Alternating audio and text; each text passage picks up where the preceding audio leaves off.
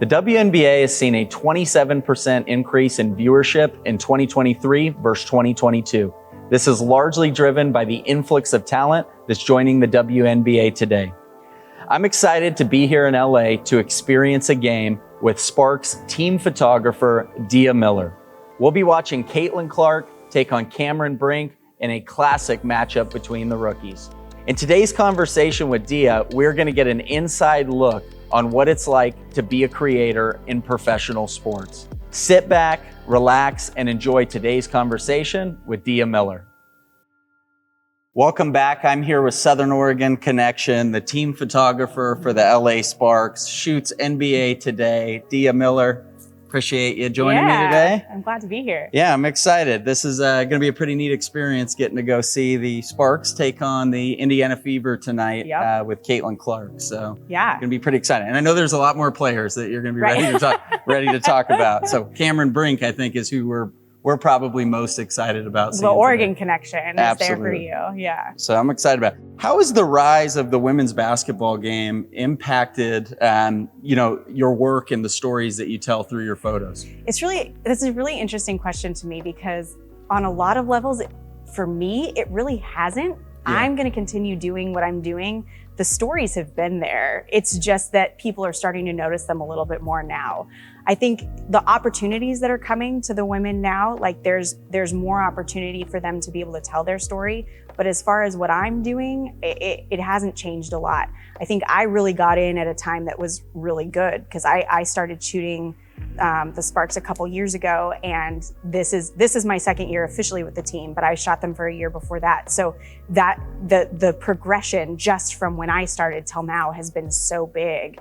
But as far as what I'm doing, it really doesn't change a lot, but they are having so many more opportunities for sure. Yeah. Well, I'd imagine you're getting a few more ticket requests nowadays. Yeah. I know we were talking about that earlier. So yeah, which is exciting. Yeah. I like to see that people are getting excited for the game and wanting to come. You know, a couple years ago, my friends weren't really watching the WNBA as much. And now you're exactly right. You know, the ticket requests come in. I went to my first WNBA game seeing the Fever play up in Seattle just a couple of days ago. And it's a totally different experience than I would have expected. And obviously having a sellout crowd is something that probably haven't seen often in the past. And so it's exciting growing times. for sure. You have a front row seat really to history being made. What's your thoughts on Caitlin Clark, and can you describe the impact that she's having on the game itself? Yeah, this is another interesting, these are great questions. Yeah. Caitlin Clark is obviously an anomaly. Like she's a superstar. She's gonna come in and I think she's going to have a long, successful career in the WNBA. I think that she's brought a lot of eyes to the game in college these last several years, and those people are now coming over with her and watching the WNBA as well, which is amazing. I think one of the things that occasionally gets lost is the fact that the WNBA was already on a trajectory. It was already growing, and we've had women in the league who have been working at that. You know, Nneka Ogwumike, who you got to see in Seattle. She's incredible. Love her. She's the WNBPA president, and I know that they've been doing a lot of work, like for instance, the charter planes. That's been something that's been in the works. They've been trying to do that and get that to happen because it's necessary for where they're at. The revenue that the WNBA is bringing in has grown exponentially just since 2019. So those things have been happening. Now we're just getting more and more eyes on it. The draft class this season was huge between Caitlin. You know, we've got Cameron Brink, we've got Rakia Jackson, both of whom are amazing and bring a lot of fans. You know, lots of talk around Angel Reese. So Caitlin is absolutely amazing, and she's definitely brought a lot of eyes in. But we have a lot of other women in the league that are coming in for the first time this season that are bringing fans as well. And women who have been here, who have been working to build and grow it. And it's been on that trajectory. So I think now we're seeing it go even a little bit faster and farther. And it's great. It's amazing. The conversation around Caitlin is always really frustrating for me as a fan because, you know, first of all, she's amazing. Everybody loves her. Nobody is saying bad words about her or her career. Everybody thinks she's great. I think that there's an adjustment period that every rookie is coming in and adjusting because they're playing at a college level and then they're coming in almost immediately. I mean, the turnaround from college player to rookie is really fast. And they're coming in now and competing with all these players who have been playing in the league. I mean, Diana Taurasi's been in there for 20 years. So, you know, you have players like that know what they're coming into. Yeah. But everybody that's here has been so happy for the growth that's coming. And I think always the women just lifting each other up and being encouraging of the players that are coming in. It's great to see. Absolutely. I mean, I think even about, you know, Caitlin Clark and going out and watching that game in Seattle. My buddy I was with, you know, immediately after, he's like, I got to get season tickets, you know, and it's amazing because you're right. I mean, that may bring them through the door, and then getting to see all these other amazing athletes and hear their stories. It reminds me a lot of Magic Johnson and Larry Bird in the 80s, and kind of how that was teed up through the media. Yeah. Really, a lot of the same things are happening with Angel Reese and obviously Caitlin Clark. Well, I think you're also bringing in a generation of players that are social media players. You know, that social media now is at an all-time high. Yeah. And the players that have been in the league, they've had that too, but it's on a different level. And that's just, and now it's growing for all of them. But that's something that they were working at, you know, here, and now they're coming in with the NIL deals and stuff like that were going on in college. That's a new thing. You know, that didn't used to be the case. So all of that is growing, and it's all these things that are coming together and creating now this massive growth. I mean, it's great. Even like seeing Caitlin Clark in the lobby here at the hotel and having security with her. Like that's not something you probably would have seen in years past, and just a testament to the growth. So, you know, obviously one of our connections is Southern Oregon, and I'd love to have you share a little bit about your journey from small town Southern Oregon to being the team, you know, photographer for the LA Sparks. Yeah, it's been a wild ride for me. We moved to California from LA when I was a junior in high school. So I've been here now for, I'll age myself here, but for almost 20 years, actually more than 20 years. And I started in photography as a wedding photographer, and spent quite a few years there, about 15 years being a wedding photographer, and then had kind of taken a step back from photography in general, had children, was home with them. And early in 2020 was just kind of at this place where I needed something for me. And I've been a Trailblazers fan my whole life, happened to be on a fan site for the Trailblazers, and they were looking for writers. I am a writer, but I'd never covered a team, but I knew that team. And so I ended up writing with that site for a while, and then someone from SB Nation contacted me. I started working for SB Nation, covering the Blazers with Blazers Edge. That snowballed into a podcast that we really enjoyed.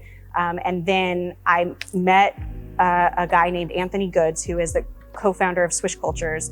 Met him randomly in a 24-hour fitness. We struck up a conversation about basketball. He found out I was a writer. I started kind of working with him.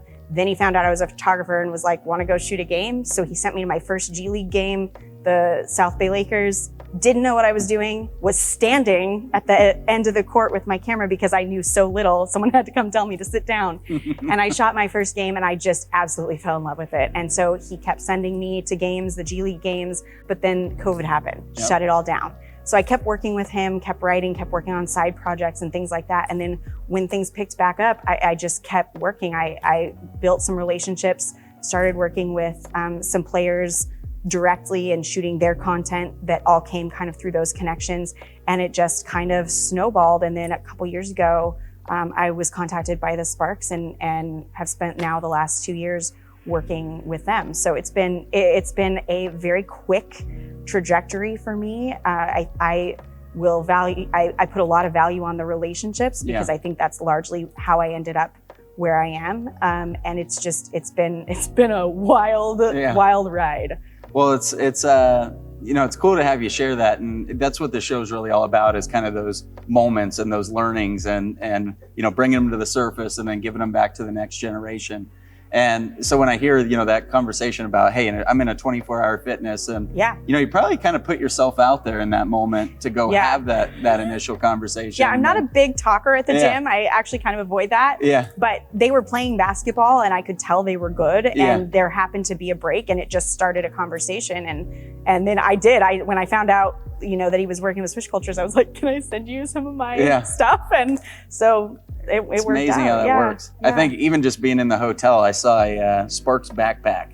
And so I instantly asked him, I'm like, what do you do? You know, and he's like, oh, I'm the assistant coach for the Sparks. And just met him earlier, which was pretty neat. And I think it's just so important that when people have a skill or a talent, that they're putting themselves out, whether it's on social media or in person. because it's the connections that ultimately get you where you want to go. Yeah. So what advice would you have for somebody that's maybe looking to break into a new industry? And I ask you that because when we talked earlier, you told me a little bit about your story, how you got the camera, didn't really know what you're doing, and then next thing you know, obviously a lot went into it, but here you are. What advice would you have for somebody looking to make a transition like that? Yeah, I think there's a couple pieces to this for me. First of all, be creative in how you learn and how you get your foot in the door. When I first started learning wedding photography, like you said, I had a camera, I didn't know what I was doing, and I didn't really have the financial stability to be able to go to the workshops and learn things like that. And so I basically offered to model, and I use that term loosely, but so that I could get my foot in the door and learn. And so I was able to be there and hear the things that were being taught without actually paying for the workshop that I couldn't afford. And so, and then I made connections through doing that. And those were people that then were willing to kind of help me and mentor me and things like that. And that's not the traditional way of going about it, but I just had to be creative because I didn't have the ability to do the traditional, journey there. And then I also think that relationships are probably the single biggest thing you can do for yourself in any industry really, but especially in creative industries. You have to be good at your skill. You have to be good at your craft. That's first and foremost. But you also, the people are going to be the biggest advantage for you. And I think the important distinction here is genuine relationships. You don't want to build those relationships just so that they can get you a step ahead. People know when you're being real and genuine and when you're not. But when you have real, genuine relationships, those are people then that are, think about your friends. You're willing to help your friends. You're willing, you want to see them succeed. And so if you can build relationships with people that want to see succeed, that's huge. That's huge. And I also think that and this is maybe controversial, especially in the creative field, and obviously that's the field I'm speaking directly to, but do things for free, especially if it benefits you. I don't think you ever want to do that in a situation where there's no benefit to you, because your time and your skill are of value. But I think that sometimes that value is, a connection, or, for me, portfolio shots or whatever. Like, that experience can be something that's worth more than getting paid, or as much as getting paid. And that's controversial, I know. But for me, sometimes you have to put in that work and find those ways where it can be mutually beneficial, where they're getting something and you're also getting something. And it's not always money. That free work, for me, has been a big part of what built me to the place that I am now. No, that's awesome. And I love to hear you talk about that, genuine connection and kind of the two-way street in partnerships or leveraging your network, I think is so important. And I mean, I even think about us, right? And like how we got connected. People don't realize, how important it is to build relationships when you're young, whether you're going to school, early in your career, because you never know where people are going to end up. And, I think we were talking, you played volleyball with my sisters. And then next thing you know, we connected, which is perfect for what I'm doing. And I really do appreciate it. Absolutely. I think that goes back to kind of being genuine and looking out for others. There hits a certain point where you kind of got to turn back and, bring people with you. And I just appreciate it. Thank you. And I think social media is such a huge thing for us right now too, because you have access to so many people that you would never have access to before. We would not have connected had it not been for social media and the mutual connections we have there from where we went to school as kids, And I think you have so much access to people within any given industry, between Twitter, Instagram, LinkedIn, all those things. And it doesn't hurt to reach out. And again, I think genuine is important. I think if you're just kind of cold messaging people, that's tricky. But I think, I get messages from people saying, I'm really interested in this. Do you have any advice? And I always try to answer them if I can, because I think, those are connections that are valuable. And I think it's important to, like you said, to kind of bring people with you. And social media is such a huge platform for that we never had before. And now it's just like people at your fingertips. So absolutely. Yeah. So what's a typical game day like, for the team photographer for the LA Sparks? It is busy. Okay. So for example, today is a 7:00 game. I will be in the doors by 3:45. It's pretty empty. Things are kind of getting set up. Players aren't there yet. They've been there earlier, but they're not there at that point. It gives us time to kind of, set up equipment. We're there for the player walk-ins. If you follow any teams on social media, you'll see, the outfits that they're and the WNBA, especially they're our team, we've got women who bring it every single week. So we're there to shoot the walk-ins, and then, because of social media, the way that it is, there's a quick turnaround for a lot of that stuff. So I'm shooting walk-ins and then immediately flipping those pictures over to our social media manager, who's getting them posted and things like that. And then, we've got warm-ups. We usually will kind of get a break to eat, get our stuff together, and then we're doing all the warm-ups. The doors open up, people come in. We are shooting the game. The game is very fast-paced. There's a lot of, we try to have 2 photographers, 2 videographers for any game. So we're switching out. We've usually got spots on the court. So we're shooting on the court, we're shooting up above, we're shooting, bench reactions. We're shooting, if we've got VIPs on, courtside, you always see like celeb row posts, we're shooting them. So we're kind of running around shooting all the things the whole time, and then flipping those pictures over. I will take my cards and drop them off and switch out. And so it's just a lot of like teamwork of everybody, all these moving pieces kind of trying to keep, because again, the social media, the Twitter, the Instagram, all those things that they're updating throughout the game as it's happening for all the people that aren't at the game. And so there's a lot of that. Then the games will end. We shoot whatever's going on the court afterwards, especially if there's a win, we're on the court for a little while. And then it's back, it's packing stuff up. I head home. We're talking for a 7 o'clock game, we're talking 9:30, 10 o'clock. I'm usually home, usually by 10. And then I'm dumping all my cards, I'm backing them up. I'm sorting through photos, I'm editing them. And then that same night, sometimes the early hours of the morning, depending on how long it takes me, I'm sending over photos, like the bulk of the photos then for our social media manager to use for social media. They get sent to the players and things like that. So it's a very quick turnaround for us, and just once we walk in the doors, we have some downtime, but it's a pretty fast pace. I appreciate you even making, I know today's got to be the craziest day, quite possibly of your career with the Sparks, with everything going on. So. And hey, I do want to tell you, I thought it was so amazing. I see you shooting Kim Kardashian, Northwest, Magic Johnson, that's my hero from when I was a kid, outside of Kobe. I think about your journey and where you started, and getting to have that experience is just incredible. Yeah, we always have a lot of really cool people that come and support the games, and so that's always interesting to kind of get those VIP shots. So who are, and originally I was going to ask you, like, who are your favorite athletes to shoot and why? But maybe more of a general question, because obviously you're shooting a lot more than athletes. Who are some of your favorite people to photograph, and why? Yeah, athletes are definitely my favorite. That's definitely my niche. It's so hard to just name one or two. I think for me, when you shoot a team, you would think it would be, the star players. And honestly, for me, the people that I love to photograph the most are the people I have relationships with.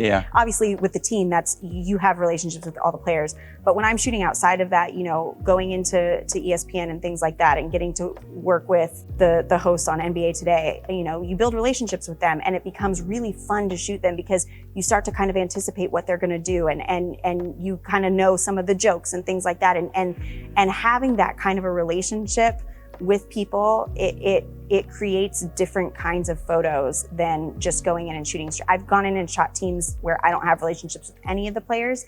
And then the people that I prefer to photograph in those cases are the ones that are expressive, are the ones that are, making a shot and celebrating. Love that. I always want to say, like, just show a little more emotion after you make the basket, because that's the best part. But really, I think the players and the athletes that you have the relationships with, it's always going to be my favorite, because it's just a different experience, and the photos are just so much more, I don't want to say genuine, because they're always genuine, but there's just something a little extra with the players that you have relationships with. So I hear you talking, it's kind of a common theme throughout our series. We hear a lot about relationships, right? And network and connections. And I wanted to ask, like, how do you go about building rapport and building a relationship, with anybody that you're photographing, and kind of what's that process look like? Yeah, it's interesting when you're dealing with people that are essentially celebrities. Athletes are well known, they're famous, people know who they are, and a lot of the time that creates a privacy that they want, which is understandable. I mean, same, and I'm not anybody. But I think for me, one of the most important things was being very careful about how I talk publicly. You're not going to hear me sharing things that I have not asked permission for. Got it. I'm very careful about what I say on the internet or what experiences I share, because ultimately those relationships are genuine. And so, there have been situations where I've got relationships with guys in the NBA where I've had information about things that were going to happen and I've never said a thing, or like we've had a conversation that would maybe be, interesting to people, and I'm not screenshotting it and putting it out there. There's a level of professionalism that I try to keep where this, and again, this goes to the genuine relationships. I never want to put someone that I work with in a situation where they're uncomfortable or where they feel like they can't trust having me around. So I try to be very, very cautious about how I speak about people publicly or on social media or anything like that, because I never want to compromise those relationships. I think that trust is huge, and I think the more you work with somebody and you never push, you go in, you do your job, and if you're doing it well, those relationships will start to naturally form. I shouldn't say that, because there are some people who just are more social than others. But I think over time, working with the same people, you start to form genuine relationships. And I think just that trust, having that trust there is really important. I think that's true in any relationship. If somebody that I trust goes and starts saying things about me on the internet, I'm not going to trust them anymore. And so I think that's probably, especially when you're working with athletes, that's huge. Like it's more important to maintain a relationship and to maintain trust than it is to get, likes on the internet. Especially in that world that we live in with social media driving things. No, I really appreciate that. And I think obviously with what we're doing online, it's great advice even for myself. And I think some of the best advice I got early in my career was a VP. And one of the things he said to me is, he's like, Skyler, I want to talk to you real quick. And I want to tell you, man, words matter. And that's all he said was words matter. And that's something that's really stuck with me and that I've carried throughout my career. And you're right, you got to be thoughtful about the things you say, because you can't take them back and put you in some bad positions. So I wanted to ask you, what's been your most memorable moment, shooting photography for the Sparks? Or I don't even want to say the Sparks, just throughout your career. There's a couple that come to mind. One of them specifically was with the Sparks, but I wasn't working for the team yet. It was, I want to say in 2021, and Erica Wheeler was on our team. I was on the Sparks, and they were playing Seattle, and Sue Bird was on the team at the time. And Erica had a crossover that dropped Sue, and she went down, and I got just a perfect shot of it. And I don't know that anybody else got that shot at that game. And so Erica actually saw the photo and contacted me and was like, can I put this on t-shirts? And I was like, yeah. And so there are people out there wearing this t-shirt of this shot that I took. And for me, as someone who, it was still early for me, to have that out there was really, really cool. That's amazing. I think another one would be last season, getting to shoot Nneka and Chene together as sisters on the Sparks and watch their chemistry and watch the way they played together and interacted. We also had Katie Lou and Carly.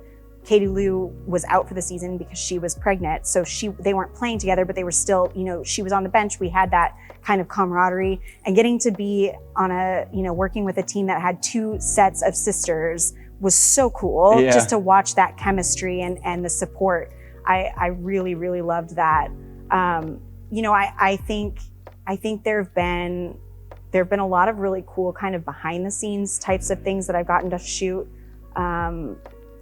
The NBA Today is one of my favorite things to shoot, just because as a basketball fan, I love getting to be in the room and listening to the banter and listening to people who have played on those courts, who are legends, talk about their perspective of the game and of the players and of the things that are going on, and kind of get this like behind the curtain look at it. I think anything like that as a basketball fan is always really cool. And then my very first Trailblazers game, having been a Trailblazers fan, getting to be in the arena and shooting these players was so cool. And then probably my most memorable ever was the Big Three, which is kind of a random thing. I'm excited. It's coming to Portland this summer, so I'll be there. So the Big Three commissioner is Clyde Drexler. Okay. And Clyde Drexler, I mean, I had life-size Clyde Drexler on my wall as a kid. And he was the commissioner. And so I was sitting on the baseline, shooting like warm-ups and stuff. And Clyde comes in and takes a few seats down and sits down. And it was like, oh my gosh, like that's Clyde Drexler. And for little Dia, it was huge. And so I got to shoot him and, then went up and introduced myself to him and got to talk to him for a little while, which was just probably one of the coolest moments of my career. Yeah. That's incredible. Where do you see the future of sports photography heading? And do you plan to continue evolving your work? Yeah, I mean, I think as a creative, you're always looking to evolve and shift how you do things and find different perspectives. And I think that's always a challenge in shooting something like a team, because you're essentially, even though the games are different and the action is different, you're essentially shooting the same thing week after week after week. And so it's not the same thing. The games are different, the action's different, to be clear. But finding a new and creative way to shoot the same game week after week after week, I think that's always the challenge. For me, I love the action and I love the game of basketball, but what I love the most are the things that are going on the sidelines, the things that are going on in between plays, again, the relationships, the people.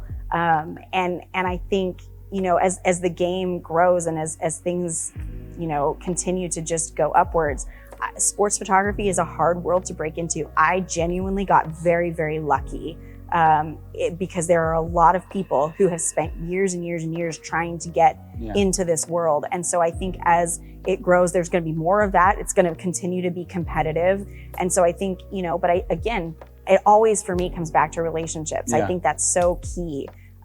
But yeah, I mean, of course, I always want to grow and find new and unique ways to tell the story of the teams and the people that I'm working with. Well, I haven't heard you, and you don't got to share if it's not something you're coming public with at this point, but hearing you talk about a book you're working on, like that was exciting to kind of hear about for me as well. Yeah, I've got a project that I'm in the works on. I can't go into details of it, but for me, again, I love the game of basketball. I love the athletes. I love working on those things. But my favorite thing is to tell the stories. The athletes that are on the court are people, and they come from somewhere, and they have family and friends, and they were raised in a town somewhere, and all these stories that have made this person now who we see as an athlete on the court. Those stories are so important, and those stories are things that I really, really want to tell. And I think that if you follow, especially, basketball obviously is the sport that I follow, but you hear all these conversations that happen amongst fans that kind of dehumanize players. And I always think that telling those stories and showing that human side is so important because they're people first. And I think that's huge for the direction of where this goes. So the storytelling is definitely my favorite part. Awesome. So a final question here. What advice do you have for me? Obviously you've gotten to see everything we're up to with our podcast and our show. And I'd just love to have any advice that you'd have for me. I'd really appreciate it. Yeah, I mean, the relationships, like that's genuinely, that's always going to be the biggest advice. I think putting yourself out there and continuing to do what you're doing and figure it out as you go, and not being afraid to make mistakes or like shift your direction if you need to. I think that's huge. And I think just the building relationships, that's always going to get you farther than anything else. And that's kind of what I found is, initially in the series, I really focused on people that I had a deep connection to. And I've got quite a few more that we're going to get to throughout the show. But what I found is just through one interview, it ends up opening another 2 to 3 doors. Yeah. And it seems like that's kind of how we're growing. We've got a former Green Bay Packers player that's going to be coming on from our Jeff Luke interview that we did. And just naturally, it seems like that's how we're going to continue to grow. And sometimes you can't look ahead and necessarily see what's going to be there. But I feel like each step we're taking is leading to the next one, which is exciting. Yeah, absolutely. So, well, I really appreciate you joining. Yeah, for sure. Thank you for tuning in to this episode of Conversations. We'll be back in a couple of weeks with even more exciting guests. And go Sparks, I guess, one more time. We're going. And we're going to be at the game tonight. Looking forward to seeing be a good one. Cameron Brink take down Caitlin Clark tonight. So yeah, it let's should be hope. exciting. Go Sparks. Thank you.